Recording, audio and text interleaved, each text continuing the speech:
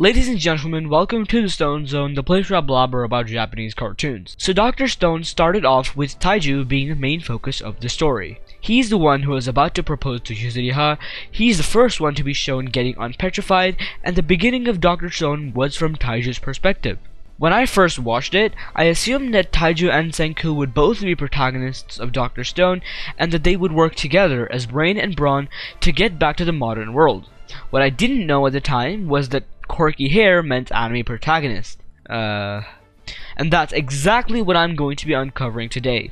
Why did Dr. Stone begin with a decoy protagonist, and what would have happened if it didn't? Let me know your favorite school subject in the comments down below, and with that, let's get into the video. Also, E is the most common letter in the English language, and appears in 11% of all English words. And now you pay for the fact by subscribing, and liking the video. This fact was extra special.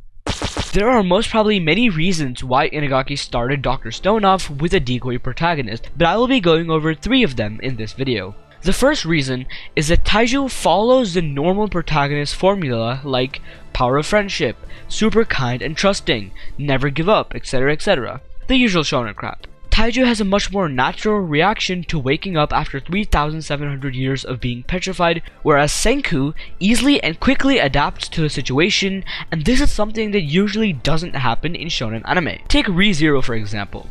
Subaru dies and goes back in time 4 times before actually confirming that he is in fact traveling back in time. The fact that he was traveling through time was so incomprehensible that it took him 4 times for it to happen to realize that. On the other hand, if Senku was in this situation, I'm 100% sure that it would only take him 1 time travel to understand and adapt to the situation. The second reason why Senku and Taiju switched roles as protagonists, and by the way, this is much less likely, but Taiju is a much more relatable character than Senku. Taiju draws the normal shonen fanbase with his relatable and shonen protagonist-like personality, and then switches to Senku for people who are bored of shonen and want something new. That draws in both shonen enjoyers and people who are bored of shonen at the same time. And it's not like it takes ages to switch protagonists. The end of the first chapter already hints who the protagonist is going to be, and here's how. Senku's goals are revealed. Senku has a grand and seemingly impossible goal, while Taiju is like, I'ma save this girl I really like. Shonen protagonists usually have insanely hard and time-consuming goals, and reviving 1 human is nothing compared to reviving 7.5 billion. Well, no fucking shit! It's a really easy goal to accomplish, and that's when the slight possibility of him being a protagonist is fucking erased from existence. Also, the difference in Senku's and Tsukasa's ideologies made it clear that it was a conflict between Senku and Tsukasa, as opposed to Senku and Tsukasa versus Taiju. All Taiju knew was killing bad, so Tsukasa bad. Before moving on to the biggest and most likely reason, I just want to mention a small possibility, much like an honorable mention, and that is gratefulness and relief that Senku is the protagonist. I might sound like I'm being sarcastic, but I'm really not. Taiju would have most probably been a horrible, generic, and loud-ass protagonist if he ever were one. At the start, we get a sort of preview or sample of how Dr. Stone would have been if Taiju were the protagonist. Let's just say, that was boring. Senku being the protagonist was much, much better in comparison to Dr. Stone, and that is the point, I think. Senku isn't the greatest protagonist, but by comparing / putting him beside the worst possibility being Taiju, Inagaki makes Senku look better. Another possibility is that Inagaki simply was saving Senku's reaction to breaking out of the stone for the future, when Senku quote-unquote dies.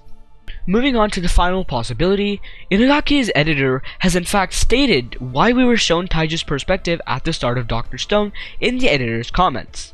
He says, since it is originally a project to depict Senku, a cool character who uses science as a weapon, he was decided on from the beginning. The scene in which he counts out 3,700 years was in Inagaki sensei's original plan. But Senku is too clever. He is not surprised by the world after being reborn 3,700 years later, and so, in order to make the first chapter an entertaining one, we had to have a character who would react appropriately, and that's where Taiju came from. From there, we needed some kind of character motivation for Taiju. Since he is not so intelligent yet passionate type, we thought it would be good to have him a girl he likes to be that motivation, and Yuzuriha came about from that. Now you might be thinking, why did you have to make an entire video discussing this topic when there already is an answer? And that's because I'm sure there are more than one reason why Taiju and Senku switched roles after starting the story. One reason could be to attract both shonen and sci-fi enjoyers. Another reason could be because Taiju has a much more appropriate reaction to waking up after 3,700 years. And another reason could be because Senku doesn't follow the shonen protagonist formula, etc, etc. But at the end of the day, not everything is done with a greater goal in mind.